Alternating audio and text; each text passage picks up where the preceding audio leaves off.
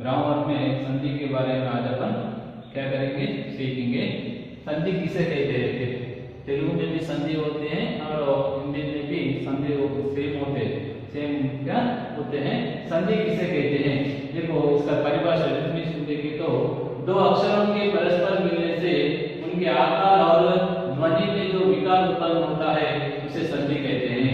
दो अक्षरों के परस्पर मिलने से, इसको क्या आ प्लस आ, इस तरह दो अक्षरों के क्या परस्पर मिलने से उनके आकार और ध्वनि में जो विकार उत्पन्न होता है उसे संधि कहते हैं। सपोज ई प्लस ई, ऊ प्लस ऊ, रू प्लस रू, बोले इस तरह दो अक्षरों के मिलने से हो सकता क्या होता है? दो अक्षरों के परस्पर मिलने से उनके आकार और ध्वनि में जो विकार उत्पन्न होता है उसे क्या कहते हैं? संधि कहते हैं। देखो संधि 3 प्रकार की होती है। संधि कितने प्रकार के होते हैं? 3 प्रकार की होती है। इसे स्वर संधि कहते हैं, वॉवेल साउंड आने वाले क्या स्वर संधि किसे कहते हैं? स्वर संधि कहते हैं।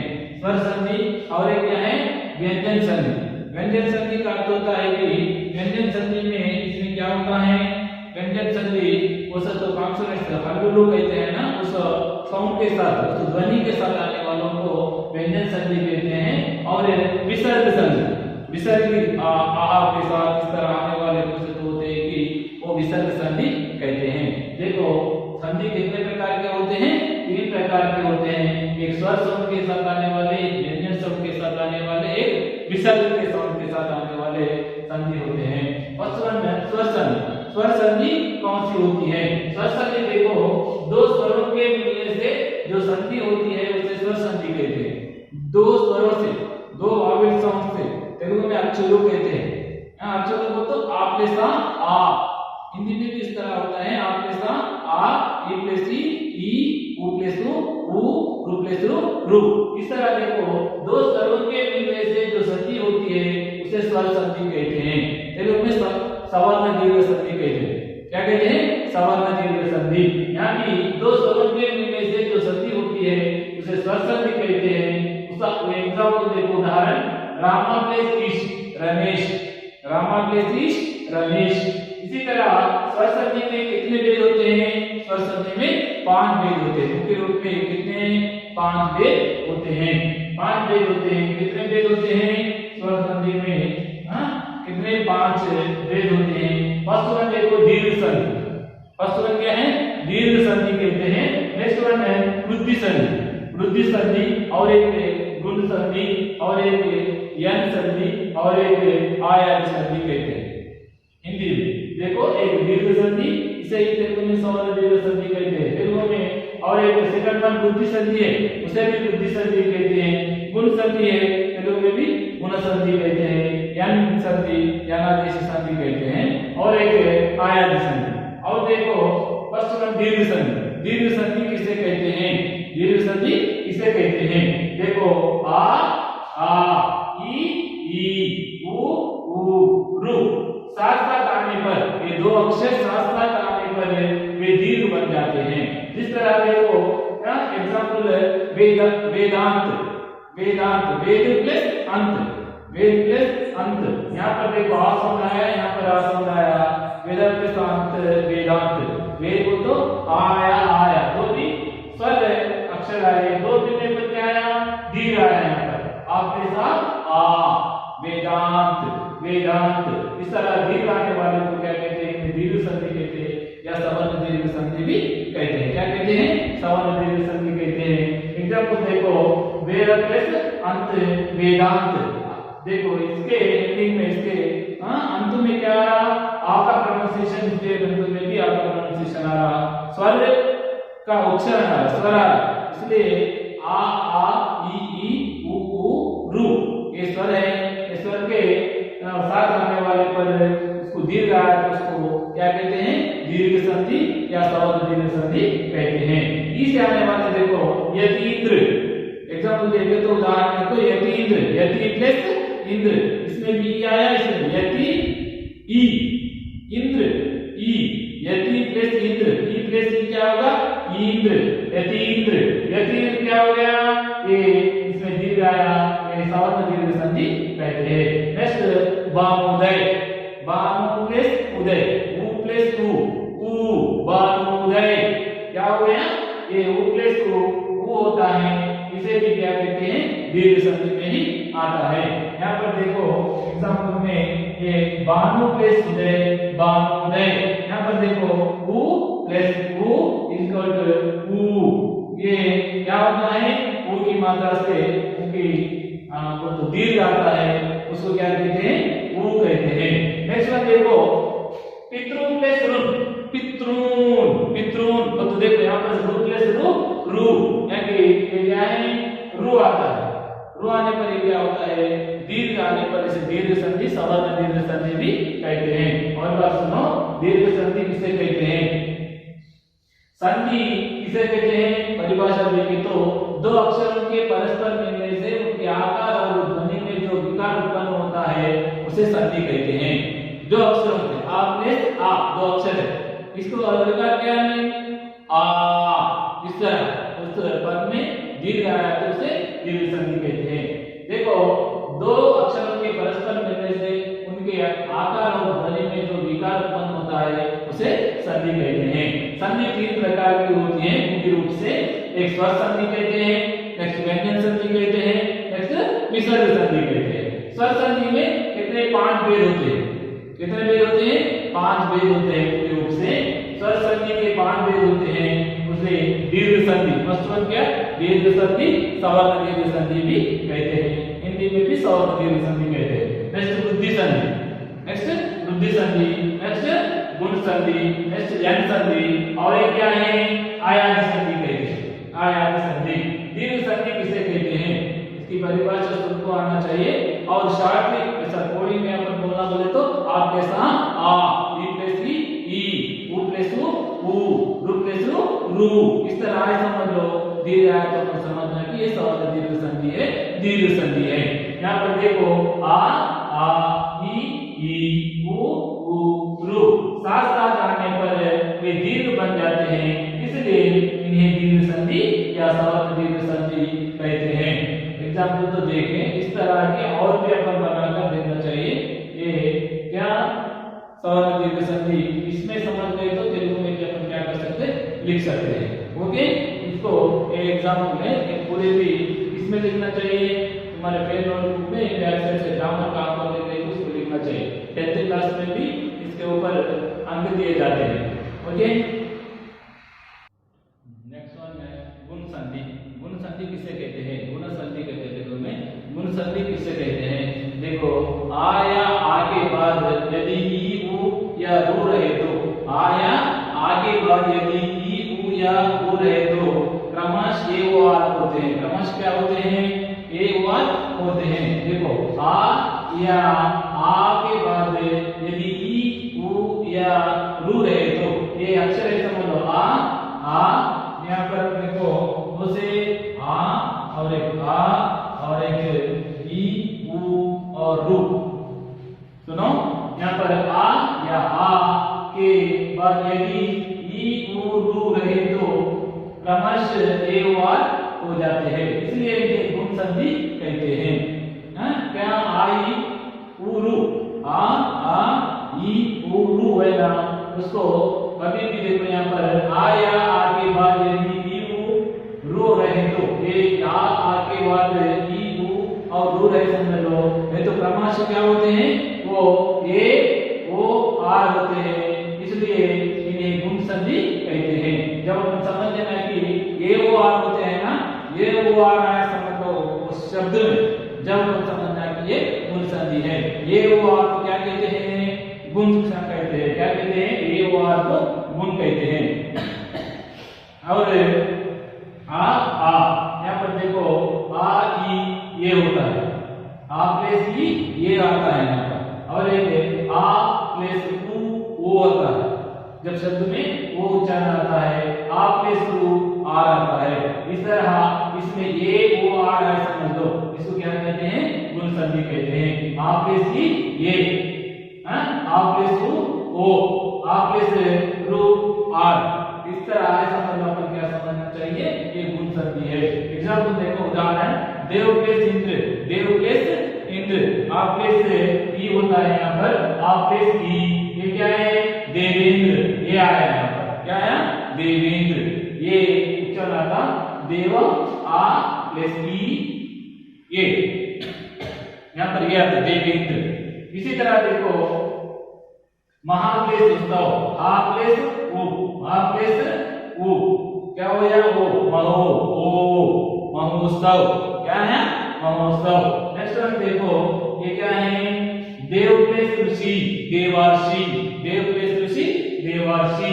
यहाँ पर देखो इस तरह आ प्लेस रू प्लेस आ रहा है, यहाँ पर देखो आ रहा है ना देव प्लेस ऋषि, आ प्लेस रू, आ प्लेस देवा प्लेस के, आ प्लेस रू देवा आर देवार्षि आर्षि।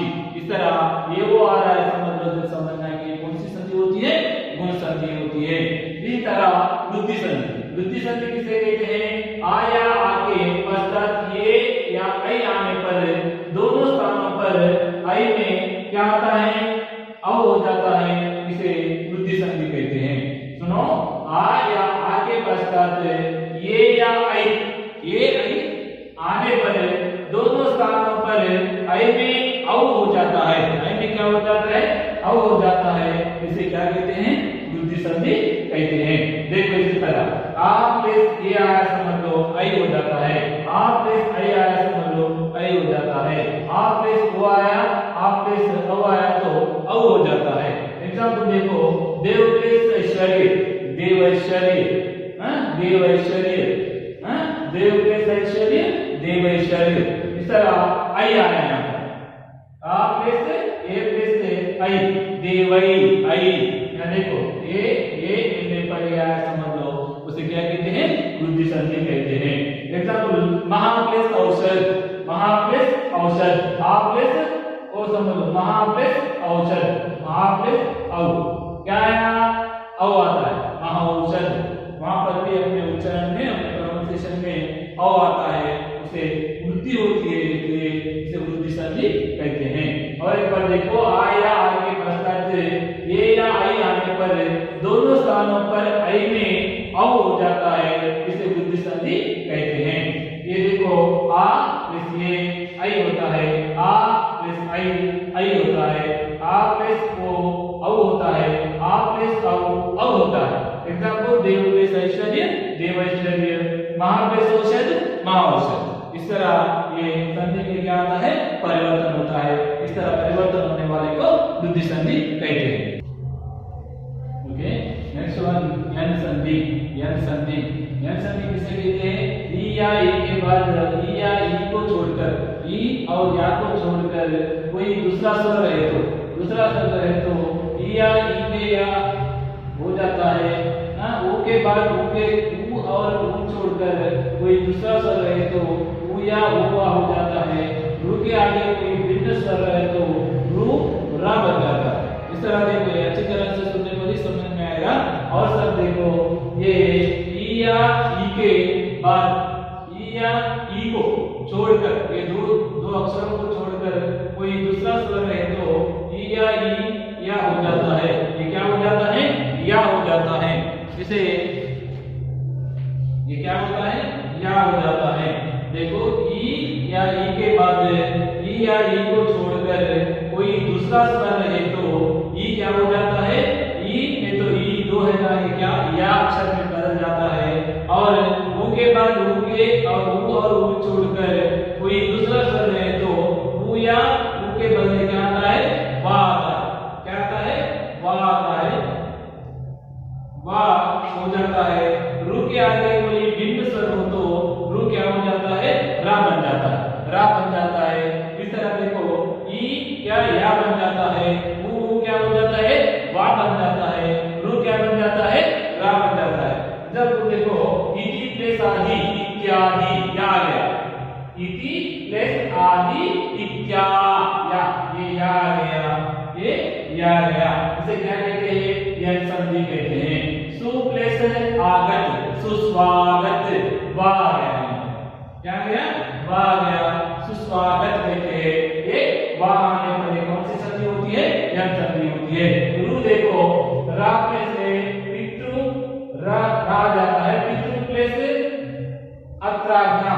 पित्राज्ञा। देखो पितृ प्लस अत्राज्ञा को सत्व है कि यहाँ पर अपन किस तरह बोल सकते हैं, पितृ प्लस आज्ञा को सत्व है कि पित्राज्ञा होता है, पितृ प्लस आज्ञा, पितृ प्लस आज्ञा। यहाँ पर अपन इसकी संधि विच्छेद किस तरह करते हैं, पितृ प्लस आज्ञा, ये क्या होता है, पित्राज्ञा होता है, क्या होता है, पित्राज्ञा होता है। इस तरह यहाँ पर क्या आया, रा है, वो आने पर रा आता है, इसे क्या कहते हैं, यन कहते हैं, या वा रा आगे समझ लो। जब ये कौन सा संधि होती है, यन संधि होती है। ई या ई के बाद ई या ई को छोड़कर, ये दो अक्षरों को छोड़कर कोई दूसरा स्वर रहे तो ई के बदले में या आया समझ लो। या आने पर क्या होता है, या आने पर वो हो जाता है, उसके बाद और वो को छोड़कर कोई दूसरा स्वर रहे तो वो या वो क्या हो जाता है, वा हो जाता है। इस तरह ये ई उ रू आने पर या वा रा ऐसा मतलब अपन क्या समझना चाहिए, यन संधि का समझना चाहिए। नेक्स्ट यन आयादी संधि। आयादी संधि में देखो ए आई ओ औ के साथ कोई भी स्वर मिलने से क्रमशः आए आय औ आव में बदल जाते हैं, इसे आयादी संधि कहते हैं। देखो आयादी संधि किसे कहते हैं, ए अक्षर आई अक्षर ओ औ के साथ कोई भी स्वर मिलने से क्रमशः क्या होते हैं, आए आय औ आव में बदल जाते हैं, इसे आयादी संधि कहते हैं। एग्जाम्पल देखो यहाँ पर ए प्लस आय होगा, आय हो तो क्या नयन है, ने प्लस अन क्या होगा, नयन अयन। इसमें आ या दो अक्षर मिलकर आते हैं, आई प्लस आय, ये क्या है, गायक, गय प्लस अक गायक, ये गय प्लस अक है ना, गायक हो जाता है, गय प्लस अक गायक। और एक ओ प्लस आ आता है इसमें, देखो ओ प्लस आ दो मिलने पर बो प्लस अन भवन, भवन। और एक औ प्लस आ होता है, इसे अपन एग्जांपल क्या दे सकते हैं, पावक, औ प्लस अक पावक। यहाँ पर आव आता है, औ आता है, अय आता है, अय आता है। इस तरह आने वाले पूरे संधि को क्या कहते हैं, आयादी संधि कहते हैं। भाषा की बात में देखो व्यंजन संधि कहते हैं, क्या कहते हैं, व्यंजन संधि, क्या है सिक्तवन, व्यंजन संधि का चार धा आ पा व्यंजनों के पश्चात यदि कोई ह्रस्व या दीर्घ स्वर हो तो उस व्यंजन का अपने वर्ग के तृतीय व्यंजन का रूप हो जाता है। देखो का चार का था पा, ये तेलुगु में भी सीधे कचड़ तपा कहते हैं। ये कचड़ तपा व्यंजनों के पश्चात यदि कोई ह्रस्व या दीर्घ स्वर हो तो उस व्यंजन का अपने वर्ग के तृतीय व्यंजन का रूप हो जाता है, तृतीय व्यंजन का रूप आ जाता है। इस तरह यानी का चा टा ता पा का रूप ग जा डा दा बा हो जाता है, इसका रूप क्या हो जाता है, इस तरह से क्या हो जाता है, गजर दबा में आ जाता है। इस तरह वालों कचड़ दबा उसा तो का चा टा ता पा की उसका रूप क्या हो जाता है, गजर दबा, गा जा डा दा बा हो जाता है। एग्जांपल देखो, उदाहरण वर्क प्लस में है, ये वर्ड में हो जाता है, क्या हो जाता है, वन में हो जाता है। जगत प्लस नाथ, जगन्नाथ हो जाता है, जगन्नाथ, क्या कहते हैं, जगन्नाथ। जब कचड़ दबा आया तो जब वो दूसरा रूप क्या हो जाता है, गजर दबा हो जाता है, इसे व्यंजन संधि कहते हैं। नेक्स्ट में देखो विसर्ग संधि। विसर्ग संधि स्वरों और व्यंजनों से पहले शब्द में विसर्ग होने से उसमें जो परिवर्तन होता है उसे विसर्ग संधि कहते हैं। स्वरों और व्यंजन, स्वर को तुम्हारा वावेल शब्द आने वाले और कॉन्सोनेंट के पहले शब्द में स्टार्टिंग में और उसमें विसर्ग होने से, देखो यहाँ विसर्ग है, यहाँ विसर्ग है, यहाँ विसर्ग है, यहाँ विसर्ग है। देखो स्वरों और व्यंजनों से पहले शब्द में स्टार्टिंग वर्ड में विसर्ग होने से उसमें जो परिवर्तन आता है, देखो इसमें निप्लेस आशा है, क्या होता है, निराशा, निप्लेस आशा निराशा। इस तरह परिवर्तन होता है, उसे क्या कहते हैं, विसर्ग संधि कहते हैं। स्वरों और व्यंजनों से पहले शब्द में विसर्ग परिवर्तन होता है उसे विसर्ग संधि कहते हैं। उदाहरण नी प्लस आशा निराशा, उसी तरह नी प्लस कपट निष्कपट निष्कपट, उसी तरह दू प्लस शासन दुशासन, क्या होता है दुशासन। तपा प्लस वन है तपोवन, तपा प्लस वन तपोवन है। पुनः प्लस विवाह पुनर्विवाह, पुनः प्लस विवाह पुनर्विवाह। नी प्लस संधि निस्संदेह। इस तरह क्या होता है स्वरों और व्यंजनों से पहले शब्द में विसर्ग होने से, ये पूरा भी क्या है विसर्ग है, विसर्ग होने से जो परिवर्तन होता है उसे विसर्ग संधि कहते हैं। जिसमें नी है प्लस आशा है निराशा है, इसमें क्या है परिवर्तन आया है। दू प्लस शासन, इसमें क्या है दुशासन। जिस तरह परिवर्तन होता है तपा प्लस वन तपोवन, तपोवन। विसर्ग स्टार्टिंग में वर्ड में विसर्ग से स्टार्ट होकर दूसरा शब्द आगे मिलने पर उसमें परिवर्तन आया तो उसे निस्संदेह के साथ क्या बोल सकते वो विसर्ग संधि है बोलकर बोल सकते हैं। ये देखो तेलुगु और हिंदी में भी ये पूरे भी क्या होते हैं मिल जाते हैं, इसलिए स्वर संधि या सवर्ण दीर्घ संधि कहते हैं। नेक्स्ट गुण संधि, नेक्स्ट और क्या तेलुगु में जनादेश संधि कहते हैं या संधि कहते हैं। और इसमें व्यंजन संधि और विसर्ग संधि, ये संधि पूरे भी अपने को कैसा आना चाहिए बैठ खाली देखने पर बोल देना कि ये विसर्ग संधि है। देखने पर ही खाली क्या है और बोल दे सकते हैं कि विसर्ग संधि है। और अपने क्या आना चाहिए संधि विच्छेद करना आना चाहिए। फर्स्ट वन संधि विच्छेद नहीं आया तो क्या होता है संधि कारक को सत्य होता है तो अपन लिखने का सही नहीं होता है, वो मिस्टेक हो जाता है। इसलिए फर्स्ट वन संधि विच्छेद करना चाहिए। बाद में अपन सपोज सवर्ण दीर्घ संधि है दीर्घ संधि है कैसा आप लेसा आ, आप लेसा आ आया समझ लो उसे क्या कहते हैं दीर्घ संधि या सवर्ण दीर्घ संधि कह सकते हैं। ये वो आ रहा है तो क्या कह सकते हैं गुण संधि कह सकते हैं। इस तरह ये संधि पूरे भी अपने को बैठ होना चाहिए। ओके, धन्यवाद।